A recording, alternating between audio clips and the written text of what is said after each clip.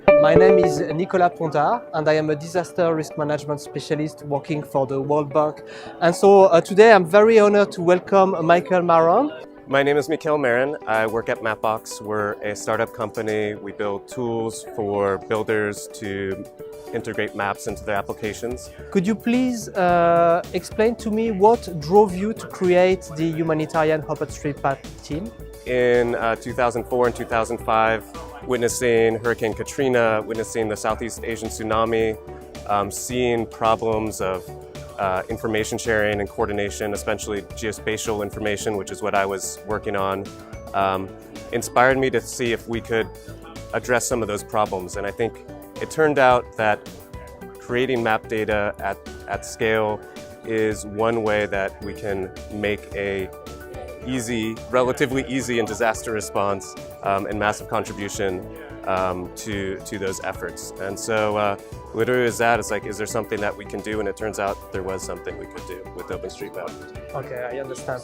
So how do you think OpenStreetMap and open data in general could contribute to build resiliency in the developing world? Data which is created in OpenStreetMap exists as an independent thing.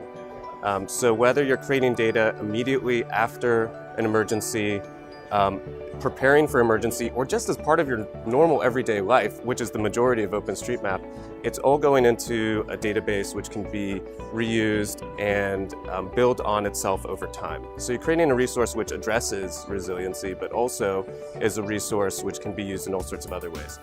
The other thing which I think is really powerful about OpenStreetMap is the way it brings people from very different perspectives and contexts together to work on something together. So we're here at the World Bank, which has made amazing investments in OpenStreetMap and has helped facilitate amazing projects. Collaborating with people who live in the very places which are being most affected by, by risk. With this boom in technology and this advance in AI and machine learning, how do you think this technology could influence the future of mapping? Yeah, I think it's important to recognize that machine learning and artificial intelligence are essentially statistical processes that are run by people. They don't necessarily have a full understanding of the world that they are trying to identify and figure out problems about. At best, they're a very powerful signal for people to make interpretations about what they see. And so what we see in the OpenStreetMap community are powerful machine learning models which produce very powerful, good signals for human mappers then to interpret what they see. And so what I'm most excited about is creating workflows and processes that help accelerate human understanding of place in order to solve problems even faster.